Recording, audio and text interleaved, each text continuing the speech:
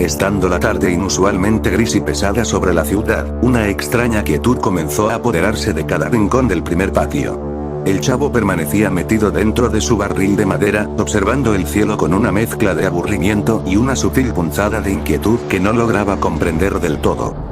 De repente, un eco vibratorio y un fuerte ruido subterráneo sacudieron el suelo plano de la vecindad, haciendo crujir las desgastadas paredes coloniales de los departamentos 14, 71 y 72. Al salir apresuradamente de su hogar, don Ramón casi tropieza con el señor Barriga, quien acababa de cruzar el portón principal de madera sosteniendo con fuerza su maletín tras haber descendido de su carro. El cobro de los 14 meses de renta quedó suspendido en el acto cuando una violenta sacudida horizontal arrojó a ambos hombres contra el suelo, desatando el pánico de inmediato.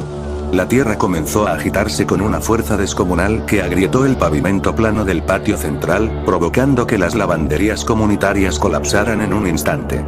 Desde el interior del departamento 14, doña Florinda salió a toda prisa, protegiendo a Kiko entre sus brazos, mientras el niño lloraba desconsoladamente al ver cómo los marcos de las puertas se descuadraban por la intensidad del sismo.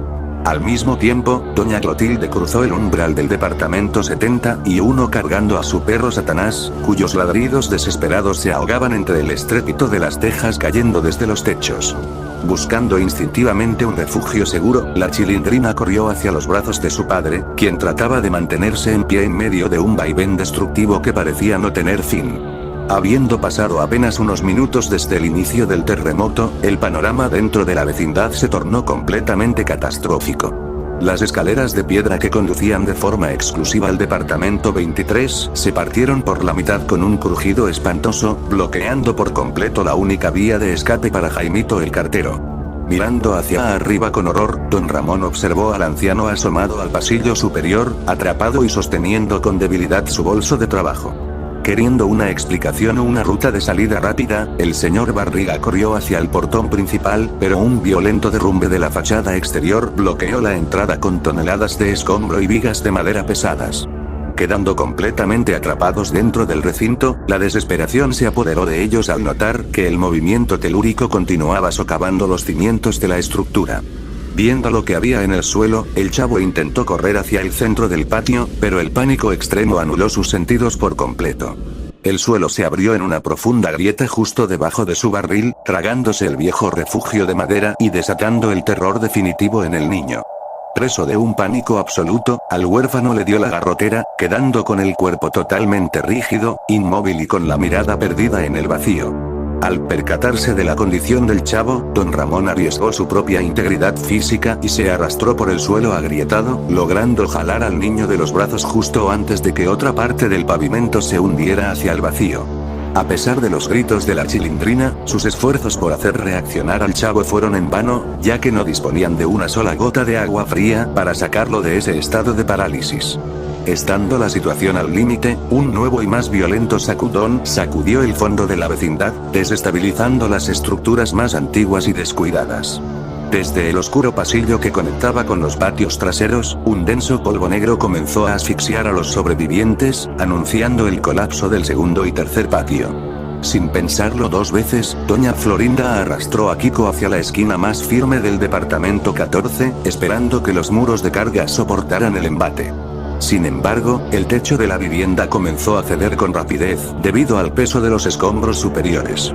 Al ver el peligro inminente que corría su hijo, doña Florinda lo empujó con violencia hacia el patio plano, logrando ponerlo a buen recaudo justo antes de que una enorme losa de concreto cayera directamente sobre ella. Un escalofrío recorrió todo su cuerpo cuando Kiko presenció el colapso total del departamento 14, sepultando a su madre de manera instantánea bajo toneladas de piedra y tierra. El niño quedó paralizado, llamando a gritos a su progenitora mientras las lágrimas nublaban su vista, dándose cuenta de que la mujer ya no respondía.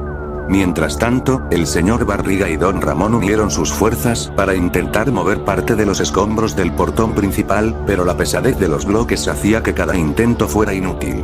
Desde lo alto, Jaimito el cartero observaba la escena con resignación, debilitado por el polvo y consciente de que sus fuerzas para resistir en el tambaleante pasillo alto estaban llegando a su fin.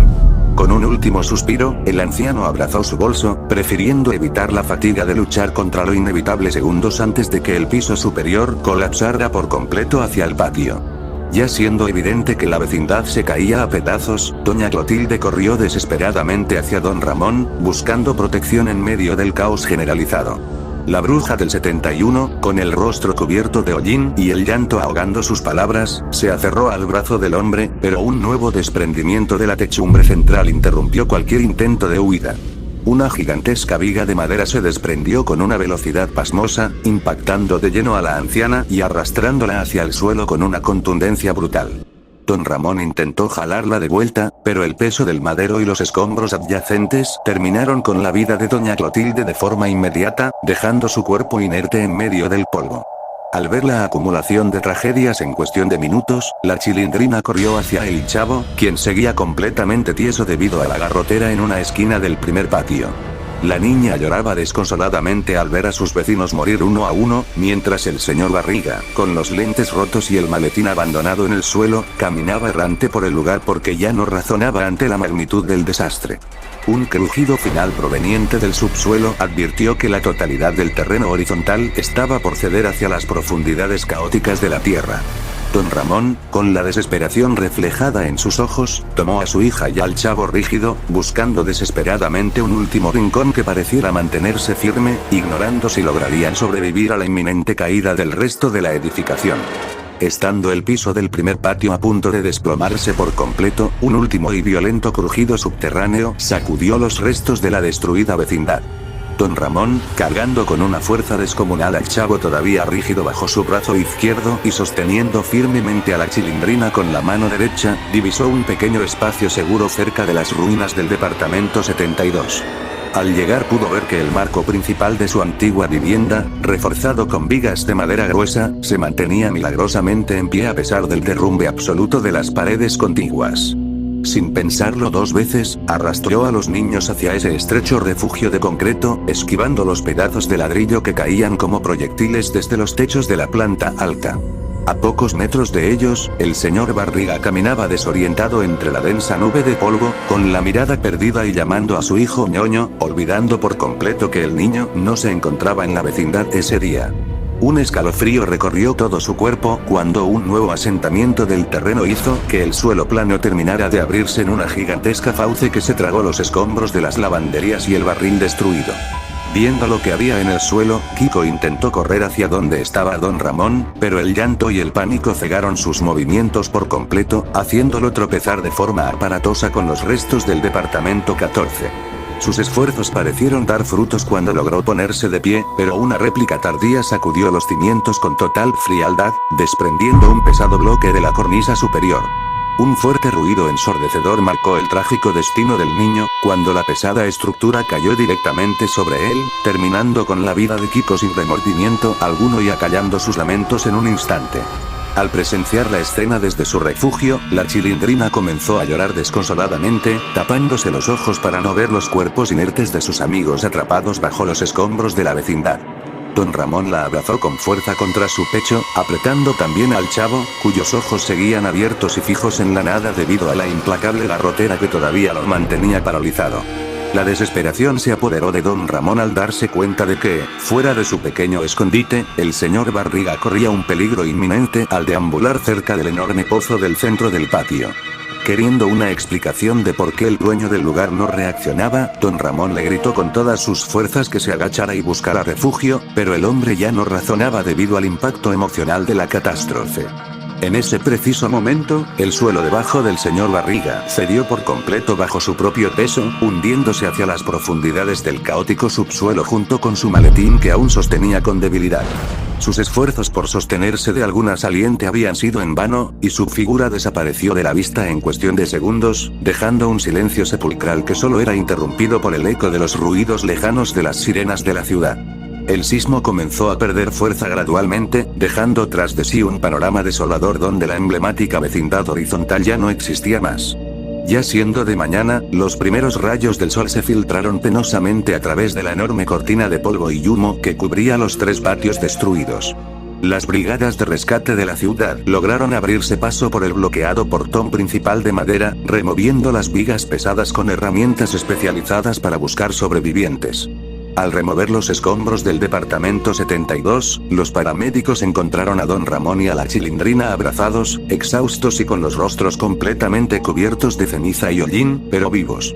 Junto a ellos, un rescatista derramó accidentalmente una cantimplora de agua fría sobre el rostro del chavo, provocando que el niño saliera finalmente de la garrotera con un violento espasmo, respirando agitadamente. Estando más tranquilos pero con el corazón destrozado, los 3 sobrevivientes fueron guiados por los rescatistas hacia las ambulancias estacionadas en la calle exterior, pasando de largo por los lugares donde yacían cubiertos los cuerpos de Doña Florinda, Kiko, Doña Clotilde y Jaimito el cartero. Al salir al exterior, el chavo miró hacia atrás por última vez, contemplando las ruinas del descuidado tercer patio y el vacío absoluto donde solía jugar todos los días de su vida.